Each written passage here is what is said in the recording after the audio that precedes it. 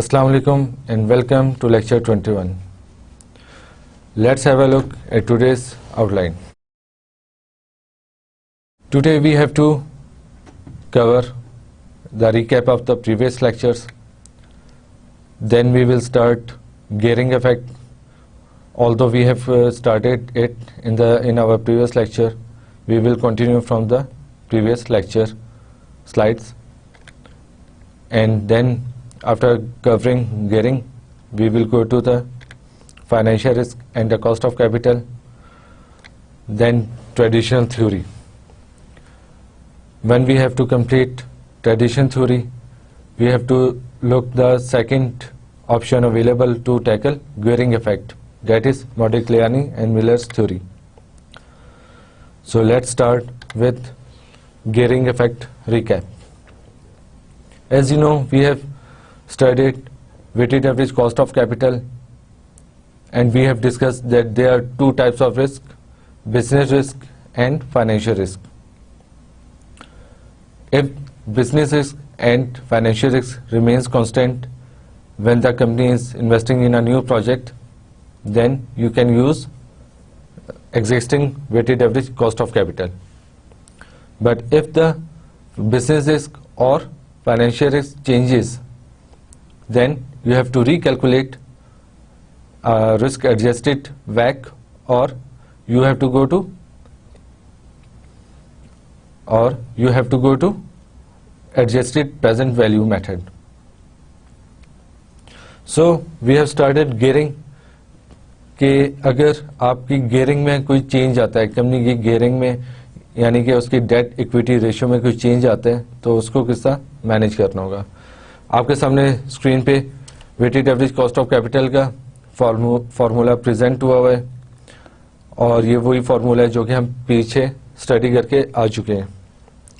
और इसमें दो तरह के रिस्क मेंशन है, business risk and financial risk, जिसको भी हमने डिटेल में डिस्कस किया था, और इसको आगे भी हम देखेंगे और इसको मैनेज करने के और इसको प्रैक्टिकल सिनेरियोज में फिट करने के कि किस तरह इसको अप्लाई किया जाएगा. अगर बिजनेस रिस्क या फाइनेंशियल रिस्क चेंज हो रहा है तो उसको किस तरह टैकल करेंगे, या अपने कैलकुलेशंस में इसका किस तरह इफेक्ट लेंगे, वो हम अपने फ्यूचर लेक्चर्स में भी इसको कुछ देखते रहेंगे कि इनकी एप्लीकेशंस क्या क्या होती हैं. उसके बाद आपको इसी फार्मूले में, जो कि एग्जिस्टिंग फार्मूला जो आप देखते हुए आ रहे हैं पिछले लेक्चर से, उसी में आपको बताया था कि की अगर आपका डेट इक्विटी रेशियो आपके कैपिटल स्ट्रक्चर में अगर डेट का एलिमेंट इंक्रीज होता है तो उसकी वजह से की increases due to the increased financial risk, क्योंकि डेट कैपिटल इन्वेस्टर को तो फिक्स्ड रिटर्न मिलता रहेगा, लेकिन जो इक्विटी इन्वेस्टर है उसके लिए रिस्क इंक्रीज हो गया है, तो उसकी वजह से उसका जो रिक्वायर्ड रेट ऑफ रिटर्न है कि वो इंक्रीज हो जाएगा. और अगर तमाम एलिमेंट सेम रहे इस फॉर्मूले में, तो लेकिन डेट का एलिमेंट इंक्रीज होता रहे, then this pushes up the value of WACC. तो जब के इंक्रीज होगा तो WACC भी इंक्रीज होगा. लेकिन इसके ऑपोजिट अगर हम देखें तो अगर डेट का एलिमेंट इंक्रीज होता है, क्योंकि डेट एक चीपर फाइनेंस है, क्योंकि डेट पे कंपनी को जो इंटरेस्ट पेमेंट है उस पर टैक्स रिलीफ मिलता है, तो टैक्स रिलीफ की वजह से कंपनी का एक बेनिफिट होता है. तो जो cost of return on debt capital है वो always less than the return on equity investment. The proportion of debt relative to the equity in the capital structure increases.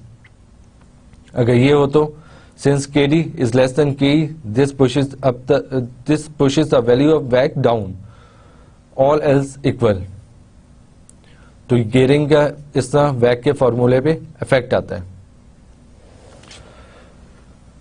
इसके बाद हमने ये भी देखा था कि there are two main schools of thought relating to gearing effect. Number 1 tradition theory, number 2 Modigliani and Miller's theory.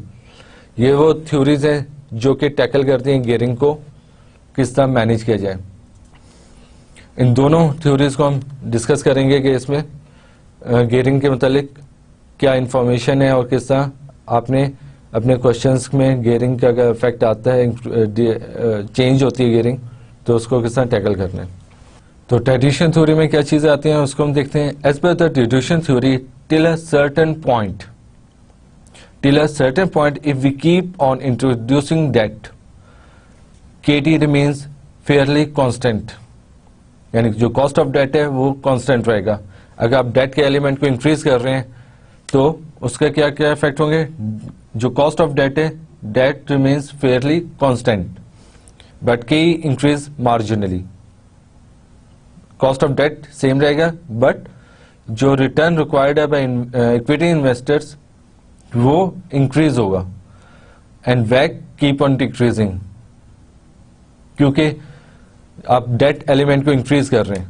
जब date element को इंक्रीज कर रहे हैं तो के इंक्रीज होगा, कॉस्ट ऑफ डेट कांस्टेंट रहेगा बट वैक कीप ऑन डिक्रीजिंग. और सब्सिक्वेंटली जब आप इंक्रीज करते जाएंगे, K E cost of equity increases sharply. तो ऐसा ऐसा अगर डेट आप फर्दर इंक्रीज करते जाएं तो के बहुत शार्पली इंक्रीज होगा and cost of debt decreases. और cost of debt which is represented by KT increases and वैक स्टार्ट्स इंक्रीजिंग. तो वो इफेक्ट्स हैं जो कि अगर आप डेट के एलिमेंट को इंक्रीज करेंगे अपनी कैपिटल स्ट्रक्चर में तो कॉस्ट ऑफ इक्विटी पे, कॉस्ट ऑफ डेट पे और वैक पे इस तरह अप्लाई होंगे. KT remains constant as gearing level rises up to a level after which it increases. एक लिमिट तक तो अगर आप डेट इंक्रीज कर रहे हैं तो एक लिमिट तक कॉस्ट ऑफ डेट कांस्टेंट रहेगा but after debt level cost of debt भी इंक्रीज करना शुरू हो जाएगा. और KE rises as gearing level. अगर गियरिंग लेवल इंक्रीज हो रहा है तो वो शुरू से इंक्रीज हो रहा होगा. एक लिमिट तक वो मार्जिनली इंक्रीज होगा. After debt limit it will increase sharply. Initially, as the gearing level rises, WACC falls. क्योंकि due to the cheaper debt, क्योंकि जैसा कि हम डिस्कस पीछे भी कर चुके थे कि जो डेट कैपिटल है, debt is a cheaper source of finance as compare to equity capital. So cost of debt is always lower than cost of equity. जैसा कि ये आपको मालूम है, जो पीछे हमारे डिस्कशंस हो चुकी हैं उसमें ये चीज हम काफी डिटेल में डिस्कस कर चुके हैं. However if it continues to increase, the increase in cost of equity would become insignificant and वैक वुड स्टार्ट इंक्रीजिंग. तो वो एक लिमिट पॉइंट है कि उस लिमिट पॉइंट के बाद केई आपका शूट अप करना शुरू कर देगा और जब वो इंक्रीज करेगा तो फिर आपका वैक ऑटोमेटिकली इंक्रीज होगा. Conclusion, with change in debt equity ratio weighted average cost of capital changes.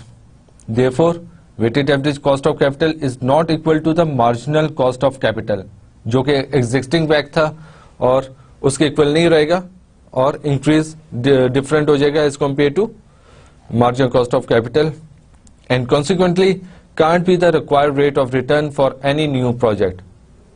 तो जब आपका डेट इक्विटी रेशियो चेंज हो जाएगा तो एग्जिस्टिंग वैक आप यूज नहीं कर सकते. उसके लिए आपको एडजस्टेड प्रेजेंट वैल्यू या रिस्क एडजस्टेड वैक कैलकुलेट करना होगा और उसको उसके बेसिस पे आप न्यू प्रोजेक्ट की इन्वेस्टमेंट एनालिसिस कर सकते हैं. However, net present value can be calculated by incorporating debt cash flows in the normal cash flows and discounting the net cash flows, that is the residual cash flows available to equity holder of the company using KE. तो उसमें अगर आपका risk change हो रहा है, financial risk change हो रहा है, डेट इक्विटी रेशियो चेंज हो रहा है, तो उसमें एक तो ये है कि net present value can be calculated by incorporating जो डेट एलिमेंट, डेट कैपिटल के एलिमेंट्स हैं जो कैश फ्लोज में इंक्लूड होने हैं.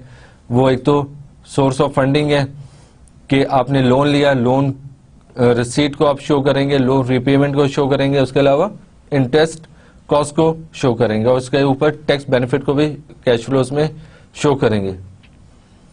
तो एक तो तरीका ये है कि आप इन तमाम एलिमेंट्स को कैश फ्लोज में इंक्लूड कर लें और उसको डिस्काउंट करें, और डिस्काउंट करने के बाद जो नेट प्रेजेंट वैल्यू बनती है उसको आप rate of return required by the equity holder उस पर अलहदा से डिस्काउंट कर लें, जो कि एक लंबी कैलकुलेशंस है। तो ट्रेडिशनल थ्योरी के मुताबिक अगर आप एक लिमिट तक अपना डेट को इंक्रीज करते हैं तो उधर तक जो कॉस्ट ऑफ इक्विटी है मार्जिनली इंक्रीज होगा और जो कॉस्ट ऑफ डेट है डेट मीन्स कांस्टेंट और वैक में भी स्लाइटली फर्क आएगा। But after crossing that limit cost of debt भी इंक्रीज होगा, कॉस्ट ऑफ इक्विटी भी इंक्रीज होगा और एज ए रिजल्टिंग फैक्टर आपका weighted average cost of capital भी शार्प इंक्रीज होगा। The traditional view has no theoretical foundation, often described as the initiative approach. It is believed that cost of equity rises only slowly at low levels of gearing, and therefore the benefit of using lower cost debt finance outweighs the rising cost of equity. तो ये वो concept है या ये वो reason है जिसकी basis पे हम कह रहे हैं कि cost of equity margin increase होगा और कॉस्ट ऑफ डेट आपका सेम रहेगा। At higher levels of gearing the increased financial risk outweighs this benefit and वैक राइजेस। लेकिन उस लिमिट को क्रॉस करने के बाद उसका जो इक्विलिब्रियम है या जो उसका पॉइंट है उसके बाद कई आपका बहुत शार्प इंक्रीज होगा, उसकी वजह से आपका weighted average cost of capital भी इंक्रीज हो जाएगा। अभी आपके सामने एक प्रेजेंट हुई है ग्राफ, उसमें आप देख रहे हैं एक जगह कॉस्ट ऑफ कैपिटल मेंशन है और दूसरी जगह आपके पास डेट इक्विटी रेशियो मेंशन है कि जो कि कितना डेट और कितना इक्विटी का रेशियो है कैपिटल स्ट्रक्चर के अंदर। तो आप देख रहे हैं कि अगर आपका कॉस्ट ऑफ डेट जो है वो कांस्टेंट है और after certain level of point ये इंक्रीज हो रहा है, यहां से ये इंक्रीज हो रहा है, और जो आपका weighted average cost of capital है वो पहले डिक्रीजिंग इफेक्ट आ रहा था यहां पे और इसके बाद यहां से राइजिंग इफेक्ट आ रहा है, जबकि आपकी डेट इक्विटी रेशियो चेंज हो रही है। और कई जो है कॉस्ट ऑफ इक्विटी वो पहले स्लाइटली इंक्रीज हो रहा था एक लेवल तक, उसके बाद वो शार्प इंक्रीज हो रहा है। तो एक ऐसा पॉइंट है जहां पे आपका वैक जो है weighted average cost of capital वो सबसे मिनिमम है। वो कौन सा पॉइंट है जो कि क्लाइंट से शो भी हो रहा है, उसको हम ऑप्टिमल गियरिंग बोल रहे हैं, और वो पॉइंट है दिस वन। तो ये वो पॉइंट है जहां पे वैक कंपनी का मिनिमम था इस डेट इक्विटी रेशियो पे, यानी इतना डेट हो इतना इक्विटी हो कैपिटल के अंदर, तो इस पॉइंट पे आपका वैक सबसे कम था। तो this is called optimal gearing level. तो इन सब डिस्कशन के बाद क्या कंक्लूजन निकल रहा है, there is an optimal gearing level minimum वैक, जो कि हमने पीछे डायग्राम में भी देखा है। No method of calculating cost of equity or weighted average cost of capital or indeed the optimal capital structure. The latter needs to be found by trial and error. The traditional view of gearing is that there is an optimum level of gearing for a company.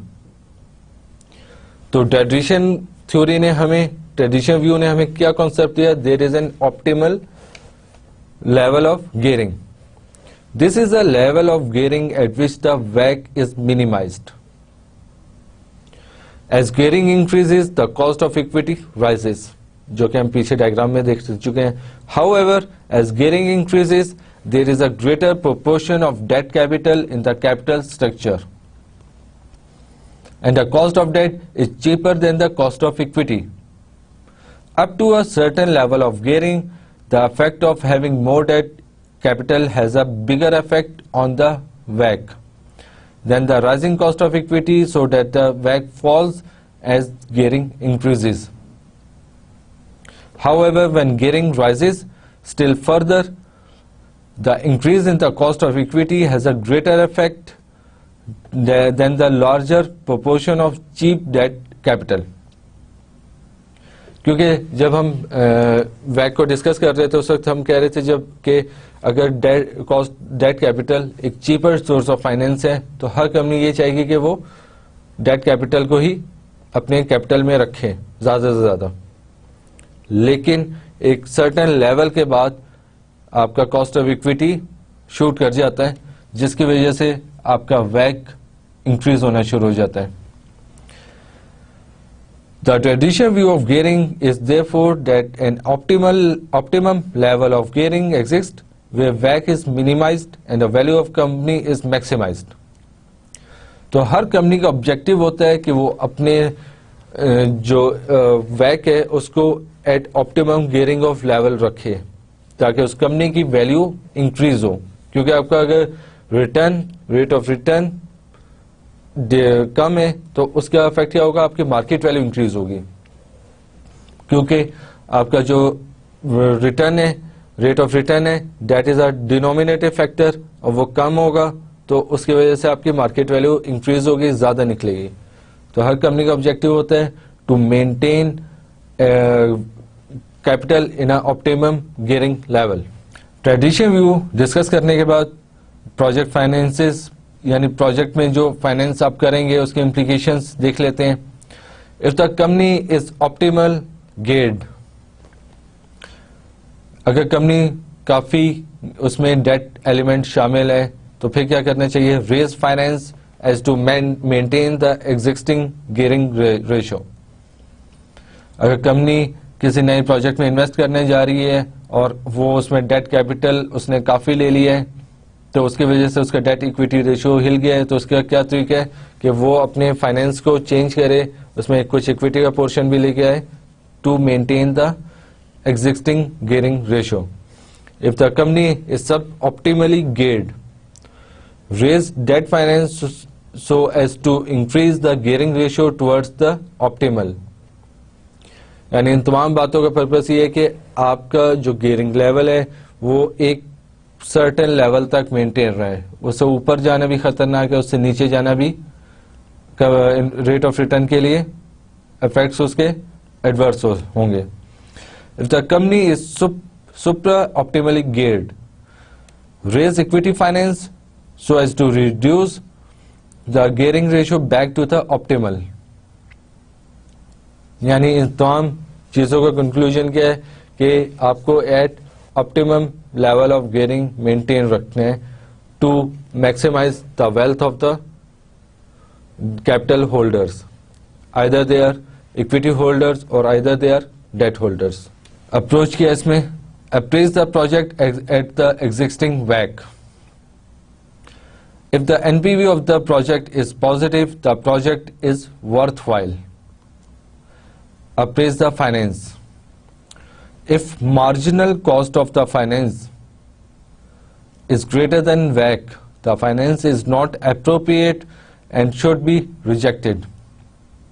अगर आप किसी नए project में finance करने जा रहे हैं और उसमें marginal cost of finance is greater than WACC तो फिर क्या है, the finance is not appropriate, यानी financing method is not appropriate और ऐसे प्रोजेक्ट को आप एक्सेप्ट करना सही नहीं है.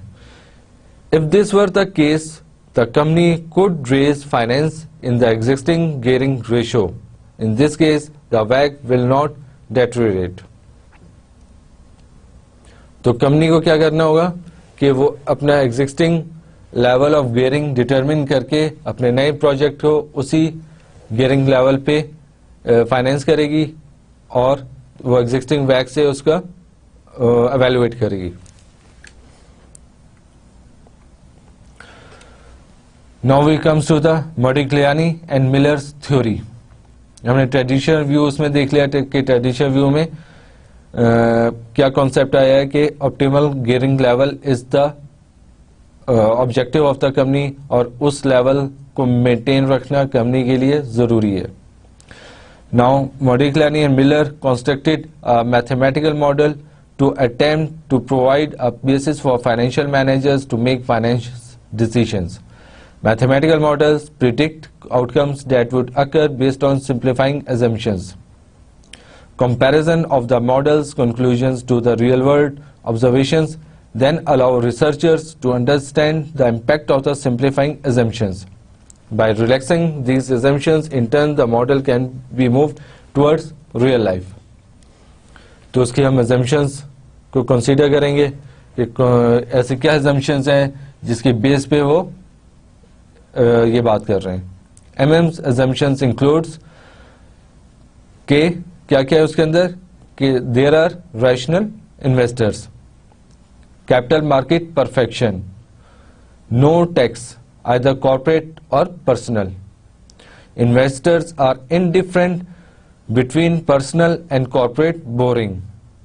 यानी इन्वेस्टर अपना इंडिविजुअल डेट को भी फाइनेंस कर सकते हैं या फिर वो कॉर्पोरेट जो कंपनी है उसके थ्रू भी फाइनेंसिंग कर सकते हैं.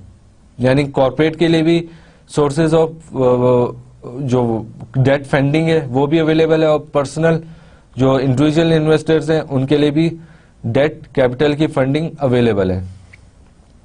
There is no risk of bankruptcy. There is a single risk free rate of boring.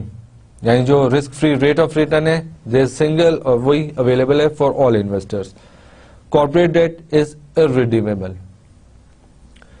So these are the assumptions on which MM theory base. After introducing MM theory, there are two levels of MM theory. One is MM theory without tax and another theory MM theory with tax. क्योंकि MM का ये कहना है कि जहां taxes नहीं होंगे वहां पे वैक की इम्प्लीकेशंस, मार्केट वैल्यू के इम्प्लीकेशंस डिफरेंट हो जाएंगी और जहां पे टैक्सेस इन्वॉल्व हो जाएंगे वहां पे आपके रिजल्ट्स डिफरेंट हो जाएंगे. वहां पे वैक भी कंपनी का डिफरेंट हो जाएगा और आपका जो मार्केट वैल्यू है उसकी कैलकुलेशंस भी डिफरेंट हो जाएंगी. तो let's have a look at MM theory without taxes. MM theory without taxes.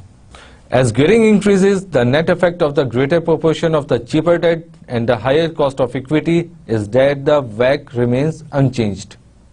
कि एक लेवल तक अगर आप डेट इंक्रीज कर रहे हैं तो चीपर डेट तो आ रहा है लेकिन उसका इफेक्ट इतना ज्यादा केई पे नहीं हो रहा और वैक एक हद तक बहुत स्लाइटली चेंज हो रहा है. यानी it is almost remains unchanged. The वैक is the same at all levels of financial gearing. अब ये कॉन्सेप्ट एमएम दे रहा है कि द वैक is the same at all levels of financial gearing. क्योंकि ये थ्योरी है without taxes, MM theory without taxes है तो वो कहता है कि द वैक is the same at all levels of financial gearing. यानी डेट आप जितना भी डाल लें उसका इफेक्ट भी बाद में नहीं होगा वैक पे. The total value of the company is therefore the same at all levels of financial gearing. वो ये बात यूं कर रहे हैं कि जहां पे टैक्सेस इन्वॉल्व नहीं है तो वहां पे क्या होगा कि एक आप गियरिंग को इंक्रीज कर रहे हैं तो आपका कॉस्ट ऑफ इक्विटी उसके साथ इंक्रीज हो रहा है लेकिन साथ ही आपको एक cheaper debt of finance, cheaper finance available है जिस पे आप रिटर्न कम दे रहे हैं. तो दोनों अपने आप को बैलेंस रखे हुए हैं. अगर कॉस्ट ऑफ इक्विटी इंक्रीज हो रहा है कॉस्ट ऑफ डेट डिक्रीज हो जाएगा तो वैक remains unchanged. Modigliani and Miller therefore reached the conclusion that a level of gearing is irrelevant for the value of a company. There is no optimum level of gearing that a company should be trying to achieve. तो इस बात के बाद उन्होंने ये conclusion निकाला कि जो गियरिंग लेवल है debt is irrelevant for any company क्योंकि वो डेट को इंक्रीज करें तो वहां से की आपका शूट अप करेगा but cheaper debt of finance available है तो आपका केडी कम होगा तो इफेक्टिवली आपका वैक रिमेन्स अनचेंज्ड. तो वो ये कहते हैं कि ऑप्टिमम गियरिंग लेवल का कोई कॉन्सेप्ट नहीं है और कोई कंपनी इस ऑप्टिमम गियरिंग लेवल के लिए ट्राई नहीं करती। तो यहां पे उन्होंने अपोज किया ट्रेडिशनल व्यू को। तो इस कंक्लूजन के बाद ट्रेडिशनल व्यू का जो कॉन्सेप्ट था वो खत्म हो गया और MM consider two companies both the same size and in the same line of business, यानी उनका बिजनेस रिस्क डिफरेंट नहीं है। यहां पे एमएम ने फिर एक एग्जांपल थी कि अगर दो कंपनीज हो जिनका साइज सेम है और सेकंड चीज उनका बिजनेस रिस्क भी सेम है, यानी सेम लाइन ऑफ बिजनेस में ऑपरेट कर रहे हैं। दोनों कंपनीज टेलीकॉम सेक्टर में ही ऑपरेट कर रहे हैं या फार्मास्यूटिकल सेक्टर में ऑपरेट कर रहे हैं या फिर वो मैन्युफैक्चरिंग सेक्टर में ऑपरेट कर रहे हैं जो सेम लाइन ऑफ बिजनेस है। Therefore both having the same level of business risk. The letter U refers to an ungeared company and the letter G refers to a geared company. जो अनगेयर्ड company है उसका क्या मतलब है कि वो उसमें सारे कैपिटल इज इक्विटी फाइनेंस्ड, यानी उसमें कोई डेट का एलिमेंट नहीं है अनगेयर्ड कंपनी में। और सेकंड जो कंपनी है डेट इज गेयर्ड, यानी उसमें डेट इक्विटी दोनों इंक्लूड है। वन कंपनी वॉज अनगेयर्ड जिसको हम प्रेजेंट कर रहे हैं कंपनी यू से, और second company was geared that is represented by company G. MM expressed their theory as two propositions. उन MM ने फिर क्या इंक्लूड किया, दो propositions बताई कि अगर वो इग्नोर करते हैं टैक्स को, वो दो propositions क्या होंगी। Number one, the WACC is constant at all levels of gearing. अगर टैक्स को हम इग्नोर करते हैं तो फिर वो क्या कहते हैं कि पहली proposition क्या है, the WACC is constant eight all levels of gearing. आपका डेट अगर 20% है या 80% है तो वैक में फर्क नहीं आएगा, वैक रहेगा constant. For companies with identical annual profits and identical business risk characteristic, they have total market value equity plus debt will be the same regardless of differences in gearing between the companies. तो यहां पे कौन सी चीजें important है जो MM हमें बता रहे हैं कि आइडेंटिकल एनुअल प्रॉफिट्स दोनों कंपनीज के केस में एंड आइडेंटिकल बिजनेस रिस्क ये सेम है। तो फिर क्या होगा, the total market value equity plus debt will be the same regardless of the difference in gearing between the companies. यानी एक कंपनी का डेट कैपिटल है 20, एक का है 80, तो उसकी मार्केट वैल्यू जो आप डिटरमिन करेंगे debt remains unaffected due to the differences between the gearing level. और ये उसकी दो अजम्पशंस थी जो इसमें यूज कर रहा है कि आइडेंटिकल एनुअल प्रॉफिट्स हो and secondly business risk different ना हो, यानी दोनों कंपनीज सेम प्रॉफिट अर्न कर रही हो और दोनों company same line of business में ऑपरेट कर रही हो। तो ये प्रोपोजिशन 1 था कि दोनों कंपनीज की मार्केट वैल्यू सेम आएंगी और उसको हम प्रेजेंट करेंगे value G equal to value U, यानी कि जो अनगेयर्ड आपकी कंपनी है उसका और जो गेयर्ड कंपनी है उसके जो मार्केट वैल्यूज निकलेंगी वो सेम रहेगी। Market value of geared company equal to market value of ungeared company, इसको हम इस तरह भी प्रेजेंट कर सकते हैं। और इसके साथ साथ क्या आएगा कि वैक दोनों का सेम है, वैक of geared company equal to वैक of ungeared company, यानी गियरिंग का कोई इफेक्ट नहीं है और दोनों कंपनीज की वैल्यू और वैक सेम रहेगा। देयरफॉर इसकी जो कैलकुलेशन होगी वो किस तरह होगी, profit before interest and tax of company A divided by total market of company A. और इसी तरह कंपनी बी के केस में भी दोनों की कैश फ्लो सेम है, दोनों की मार्केट वैल्यू सेम है, तो टोटल मार्केट जो वैक निकलेगा वो भी दोनों का सेम होगा। तो ये प्रोपोजिशन 1 थी जो एमएम ने प्रपोज की। सेकंड प्रोपोजिशन उन्होंने क्या बताई, the cost of equity rises. वो वहां पे ये कह रहे थे पहले प्रोपोजिशन में कि दोनों की मार्केट वैल्यू सेम रहेगी, गियरिंग का कोई इफेक्ट नहीं आता। अगर गियरिंग आपकी डिफरेंट हो दोनों कंपनीज की, कंपनी ए के केस में ऑल इक्विटी फाइनेंस्ड है, कंपनी बी के केस में वो गेयर्ड है, यानी उसमें डेट एलिमेंट भी है, इक्विटी एलिमेंट भी है, तो उसका कोई इफेक्ट मार्केट वैल्यूज पे नहीं आएगा। रिजल्टेंटली उसकी वैक दोनों का सेम रहेगा। दूसरे प्रोपोजिशन में क्या कह रहे हैं, the cost of equity rises as a gearing increases. The cost of equity will rise to a level such that given no change in the cost of the debt the वैक remains unchanged. क्योंकि जब आपका cost of equity increase हो रहा है तो cost of date जो cheaper date पे अवेलेबल है वो अपने लेवल पे ही है, और यह कम हो रहा है तो उसकी वजह से आपका वैक रिमेन्स अनचेंज्ड। तो इन प्रोपोजिशंस के बाद उसने जो फॉर्मूला बताए वो हम देख लेते हैं। There are 3 formula for the Modigliani and Miller theory ignoring corporate taxation, these are shown below. उसमें नंबर 1 है वैक, weighted average cost of capital. इसमें क्या कह रहे हैं कि जो गेट कंपनी का वैक होगा, उन प्रोपोजिशंस का देखने के बाद आपको समझ आ गई होगी कि वैक of both companies, gate company and all equity finance company, will remain same, there is no effect of gearing. The वैक इन अ गेट कंपनी एंड द वैक in an identical but अनगेयर्ड all equity company और the same. तो इसमें एक important चीज है कि companies identical होनी चाहिए, जो कि हम प्रोपोजिशन 1 में देख चुके थे कि एनुअल प्रॉफिट्स और बिजनेस रिस्क सेम है। तो उस सूरत में वैक जी जो है इक्वल टू वैक यू, यानी अनगेयर्ड कंपनी का वैक इक्वल है किसके, गेट कंपनी के वैक के साथ। This formula expresses as a part of proposition 1, ये प्रोपोजिशन 1 में हमने बात की थी और वहां से ड्राइव हुआ है।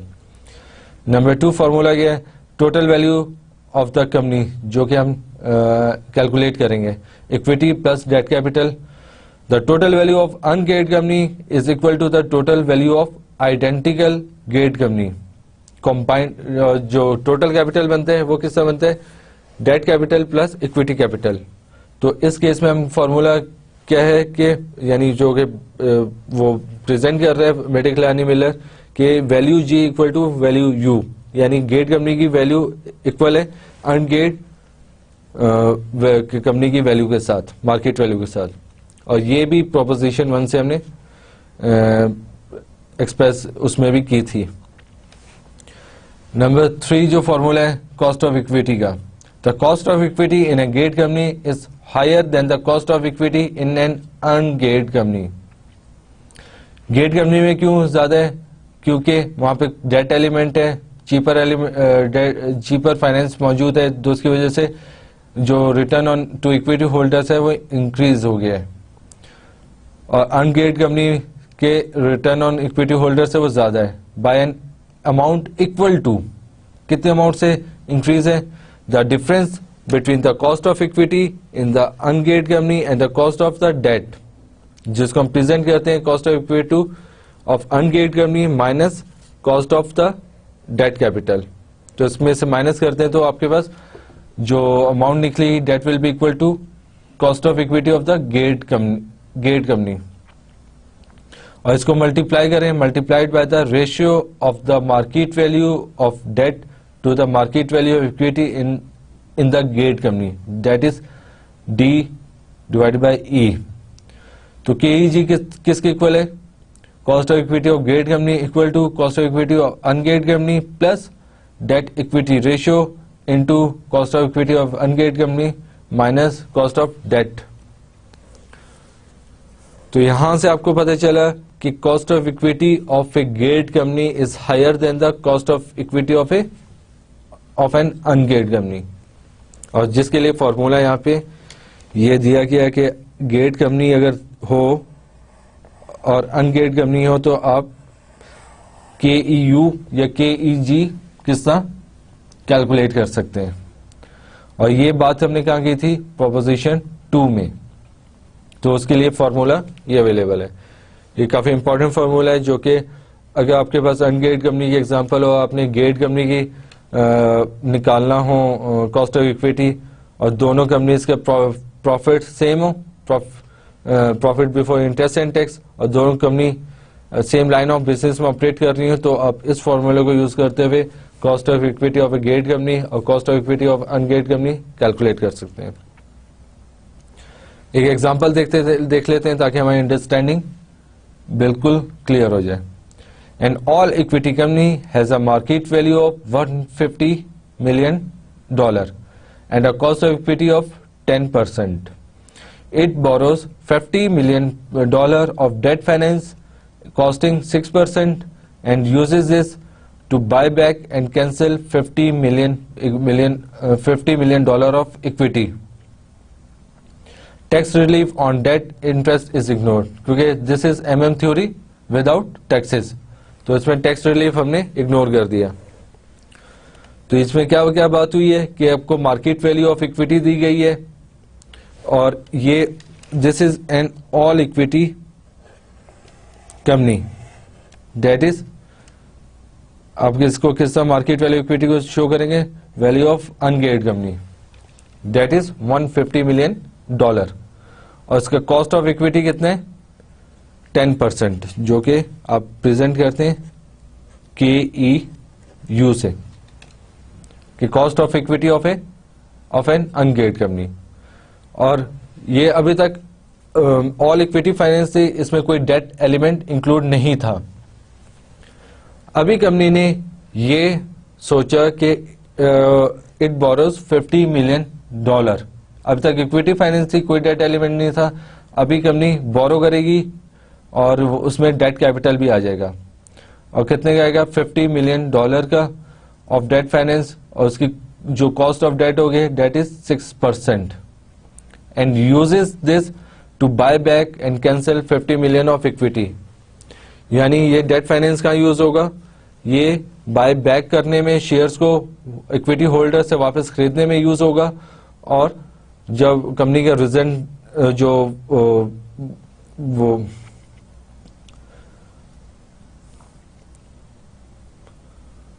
और कंपनी का जो बाद में कैपिटल स्ट्रक्चर बनेगा उसमें डेट एलिमेंट भी होगा और इक्विटी एलिमेंट भी होगा, यानी कंपनी गेयर हो जाएगी। तो company is moving from ungeared position to गेट पोजीशन। तो इसमें हम देखते हैं कि क्या हमारी रिक्वायरमेंट है। According to Modigliani and Miller, if taxation is ignored, what would be the effect of the higher gearing on the WACC, weighted average cost of capital, the total market value of the company, and third, the cost of equity in the company. तो तीनों वही चीजें required हैं जो कि आपकी ऊपर हमने डिस्कस करके आ गए हैं फॉर्मूलाज उनके, और वही चीजें इस एग्जाम्पल में रिक्वायर्ड है। तो इसकी रिक्वायरमेंट समझने के बाद अभी हम इसके एग्जाम्पल सोल्यूशन देखते हैं इस एग्जाम्पल का कि हमने ये तीनों एलिमेंट्स किस तरह कैलकुलेट करने होंगे और आपको जो दो प्रोपोजिशन थी और जो तीन फार्मूलाज हमने ऊपर डिस्कस किए वो अपने ज़हन में रखने होंगे। उसकी बेसिस पे हम यहाँ पे अपने रिजल्ट्स को शो करेंगे। नंबर 1 उसकी रिक्वायरमेंट है कि वैक के weighted average cost of capital कितना होगा। अगर Modigliani मिलर MM थ्योरी को विदाउट टैक्सेस को आप अपने ज़हन में रखें तो आपके ज़हन में ये होना चाहिए कि वैक of ungeared company is equal to the वैक of गेट कंपनी, क्योंकि उसने बताया था कि एक लेवल तक अगर आप जाते हैं, क्योंकि MM थ्योरी विदाउट टैक्सेस हमने डिस्कस किया था कि अगर डेट एलिमेंट इक्विटी कैपिटल में इंक्लूड किया जाता है तो आपका कॉस्ट ऑफ इक्विटी इंक्रीज होता है, but at the same time आपका कॉस्ट ऑफ डेट जो है debt is a cheaper finance और उसकी वजह से आपका जो वैक है डेट मीन्स कांस्टेंट। तो इट मीन्स कि वैक of ungeared company equal to the वैक of गेट कंपनी। तो अनगेट कंपनी के केस में जहां अपने इक्विटी फाइनेंस है सारी, वहां पे 10% जो कॉस्ट ऑफ इक्विटी है डेट इज द वैक फॉर द कंपनी, क्योंकि डेट एलिमेंट है नहीं तो cost of equity will be the weighted average cost of capital of the ungeared company. तो 10% ही आपका वैक है फॉर अनगेट कंपनी और यही वैक रहेगा फॉर गेट company according to MM's theory. तो इसका रिजल्ट देखते हैं कि द वैक in the company is unchanged at 10%। तो अनगेट कंपनी का कितना था वैक 10%, जो कि इक्वल था कॉस्ट ऑफ इक्विटी के, क्योंकि डेट एलिमेंट कोई था नहीं। तो वैक अनगेट कंपनी का 10% था, तो as per MM theory the वैक of गेट company will remains unchanged, that is 10%। और टोटल मार्केट वैल्यू आपने निकालनी है। तो एमएम थ्योरी विदाउट एक्सिस हम ये भी देख चुके थे, मार्केट वैल्यू ऑफ गेट company will be equal to market value of ungeared company, के अनगेट कंपनी की मार्केट वैल्यू इक्वल रहेगी गेट कंपनी की उस मार्केट वैल्यू से, क्योंकि जो आप मार्केट वैल्यू डिटरमिन कर रहे हैं that is based on the वैक, और वैक जब कांस्टेंट है तो दोनों की मार्केट वैल्यू सेम रहेगी, कंसीडरिंग कि उसके प्रॉफिट बिफोर जो रिजल्ट्स हैं प्रॉफिट वो सेम है और दूसरा उसके लाइन ऑफ बिजनेस सेम है। तो इस सिनेरियो में भी हमारे जो प्रॉफिट है वो सेम रहेंगे और दूसरा आपके जो लाइन ऑफ बिजनेस है वो भी चेंज नहीं हुआ, वो भी वही है जो कि बिफोर इंट्रोड्यूसिंग डेट था आपका लाइन ऑफ बिजनेस। तो so the total market value of the company with gearing is identical to the market value of the company when it was all equity, that is $150 million. This now consists of $50 million in debt and $100 million equity, क्योंकि जो 50 million का debt include किया गया in capital structure, debt will be used to buy back the equity shares. तो $150 million की पहले equity total 100% equity finance था, तो 50 मिलियन से आपने इक्विटी शेयर्स परचेज कर लिए, तो 100 मिलियन का इक्विटी रह गया और 50 मिलियन का डेट आ गया। तो मार्केट वैल्यू ऑफ गेट company will be equal to the market value of ungeared company, MVG equal to the market value of ungeared company. तो वो जो फॉर्मूला था हमने ऊपर डिस्कस किया वो यहाँ पे एग्जाम्पल में हमने समझ लिया। इसी तरह cost of equity, cost of equity in the गेट कंपनी, जो आपकी अनगेट कंपनी थी उसमें कॉस्ट ऑफ इक्विटी कितना था आपका, KEU इक्वल टू 10%। तो हमने ये देखा था जो cost of equity of a गेट कंपनी है वो किस तरह निकलेगा, इक्वल टू के cost of equity on ungeared company plus debt equity ratio multiply by cost of equity of ungeared company minus cost of debt. तो ये इंफॉर्मेशन आपके पास क्वेश्चन में अवेलेबल है। Cost of equity of ungeared company is 10%, आपका जो debt equity ratio है debt is 50 divided by 100 multiply by 10% minus 6%। तो इससे आपका रिजल्ट क्या निकलेगा, 12%, जो कि आपका क्या होगा, कॉस्ट ऑफ इक्विटी ऑफ गेट कंपनी। तो इधर से आपको पता चला कि कॉस्ट ऑफ इक्विटी ऑफ गेट company is higher than the cost of equity of ungeared company. Ungeared company में कितना था 10% और जो कॉस्ट ऑफ इक्विटी ऑफ गेट कंपनी कितना है 12%, बट वैक रिमेन सेम, क्योंकि वहां पे आप ये देखेंगे कि आप डेट का एलिमेंट भी इंक्लूड हो जाएगा। जब डेट का एलिमेंट इंक्लूड हो जाएगा जो चीपर डेट ऑफ फाइनेंस है, तो उससे आपका वैक कांस्टेंट रहेगा, आपका वैक नहीं हिलेगा। तो उस एग्जांपल के बाद हम एक चार्ट आपके सामने प्रेजेंट हुए हैं और उन्हीं तमाम चीजों को हम इस ग्राफ में प्रेजेंट कर रहे हैं। उसमें एक जगह कॉस्ट ऑफ कैपिटल है जो कि वाई एक्सिस पे शो हो रहा है और डेट इक्विटी रेशियो है दूसरे पे, और वहां पे आपका एक्स एक्सिस पे डेट इक्विटी रेशियो शो हो रहा है। तो इसमें आप देख रहे हैं कि cost of debt is constant, जो आपका KD है debt is constant at all levels of gearing, और इसी तरह आपका जो वैक है वो भी कांस्टेंट है at all levels of gearing, और जो आपका कॉस्ट ऑफ इक्विटी है debt is increasing. Cost of equity क्यों इंक्रीज हो रहा है, क्योंकि डेट आप अपने कैपिटल स्ट्रक्चर में इंट्रोड्यूस करवा रहे हैं। जब आप डेट को अपने कैपिटल स्ट्रक्चर इंक्लूड करवा रहे हैं तो फिर आपका कॉस्ट ऑफ इक्विटी ऐसा ऐसा इंक्रीज कर रहा है।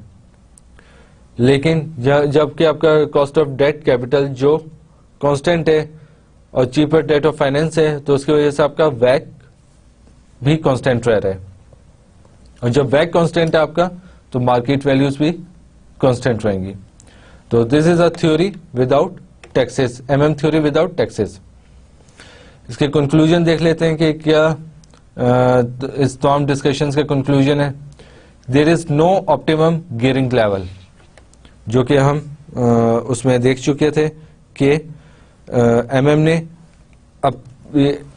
ऑप्टिमम गियरिंग लेवल के कॉन्सेप्ट को इग्नोर कर दिया और उसको रिजेक्ट कर दिया कि there is no optimum gearing level, no company wants to achieve the debt level. तो ये चीज इंपॉर्टेंट है, there is no optimum level as per MM theory. The value of the company is independent of the finance decision, कि वो depend नहीं करती market value of company के उसमें डेट एलिमेंट कितना है, उसमें इक्विटी एलिमेंट कितना है, या टोटल डेट एलिमेंट है या टोटल इक्विटी एलिमेंट है। Only investment decisions affect the value of the company, कि सिर्फ इन्वेस्टमेंट डिसीजन की बेस पे वैल्यू ऑफ कंपनी डिटरमिन होती है कि आप किस प्रोजेक्ट में इन्वेस्ट करने जा रहे हैं और वहां पे लाइन ऑफ बिजनेस क्या है और उसमें बिजनेस रिस्क कैसे हैं। This is not true in practice. Why? Because the assumptions are too simplistic. There are differences between the real world and the model. क्योंकि ये assumptions हैं तो simplify, यानी काफी simple assumptions हैं, but that are not practical in real world. Note that MM never said gearing does not matter in real world. They said it would not matter in world where their assumptions were correct. जहाँ के उनके assumptions आएंगी वहाँ पे ये correct होगी, but in real world it can be different. They were then in a position to relax the assumptions to see how the model predictions would change. The first assumption they relaxed was the no corporate tax assumption. Okay, there is no corporate tax assumption. ये थी theory, MM theory without taxes, कि जिसमें उन्होंने optimum level of gearing को refuse किया और उन्होंने ये कहा the value of the company is independent of the finance decision, कि आप डेट से करें इक्विटी से करें आपकी मार्केट वैल्यू पे कोई इफेक्ट नहीं आएगा, subject to the certain assumptions के रैशनल इन्वेस्टमेंट्स हैं, इन्वेस्टर्स हैं, परफेक्ट मार्केट है, देयर आर नो टैक्सेस। और इन अजम्पशंस के बेस पे उन्होंने कहा कि गियरिंग का कोई इफेक्ट नहीं होगा मार्केट वैल्यू पे। और फिर हमने ये भी देख लिया कि प्रैक्टिस में ये पॉसिबल नहीं है कि अजम्पशंस उनकी फुलफिल हो सकें। लेकिन इसके साथ साथ उन्होंने एमएम थ्योरी विद टैक्सेस भी इंट्रोड्यूस करवाई कि अगर टैक्सेस आ जाएं तो वहां पे क्या इफेक्ट होंगे। तो theory with tax, Modigliani and Miller revised their arguments to allow for the fact that there is a tax relief on interest. You do not need to know the arguments they used to reach their conclusions, but you must know what their conclusions were. You should also know that and be able to apply the formulae described below. Modigliani and Miller urged that allowing for corporate taxation and tax relief on interest and increase in gearing will have the following effect. As the level of gearing increases, there is greater proportion of cheaper debt capital in the capital structure of the firm. However, the cost of equity rises as gearing increases. ये बात पहले भी उन्होंने की थी। As gearing increases, the net effect of the greater proportion of the cheaper debt and the higher cost of equity is that the WACC becomes lower. यहाँ पे आके with taxes में आके उन्होंने बोला कि जब चीपर डेट ऑफ फाइनेंस है और हायर कॉस्ट ऑफ इक्विटी है तो फिर उसका क्या इम्पैक्ट होगा, lower, the WACC becomes lower. Increasing in gearing result in a reduction in the WACC. The WACC is therefore at its lowest at the highest practical level of gearing. There are practical limitations on gearing that stop it from reaching very high levels. For example, lenders will not provide more debt capital except at a much higher debt cost due to the high credit risk. The total value of the company is therefore higher for a geared company than for an identical all equity company. The value of a company will rise for a given level of annual cash profits before interest as its gearing increases. Modigliani and Miller therefore reached the conclusion that because of the tax relief on interest, there is optimal level of gearing that a company should be trying to achieve. तो इस सारी discussion के बाद फिर उन्होंने कहा कि हाँ एक लेवल होगा कि जहाँ जो ऑप्टिमल लेवल होगा and the companies were trying to achieve that level. A company should be trying to make its gearing as high as possible to the maximum practicable level in order to maximize its value. तो MM theory with taxes में आके उन्होंने ये इसको consider किया और उन्होंने optimum gearing level को इंट्रोड्यूस करवाया अपनी थ्योरी में, लेकिन MM थ्योरी विद टैक्सेस में, विदाउट टैक्सेस में उनकी सेम अजम्पशन थी और उनकी सेम बात थी कि gearing लेवल का कोई इफेक्ट नहीं होता ऑन मार्केट वैल्यू एंड वैक. तो ये MM थ्योरी विद टैक्सेस हमने स्टार्ट की है और नेक्स्ट लेक्चर में हम इसी को कंटिन्यू करेंगे और इसकी एग्जांपल्स वगैरह भी सॉल्व करेंगे. सबसे पहले हम इसके प्रोपोजिशंस देखेंगे, फिर उसके बाद हम इसके फार्मूलाइज देखेंगे and then we will solve problem illustration और उसको सॉल्व करके हम देखेंगे किस तरह फिट होती हैं तमाम बातें इन द प्रैक्टिकल सिनेरियो. तो आज का लेक्चर हमारा यहीं पे ख़त्म होते हैं. So thank you very much and अस्सलाम वालेकुम.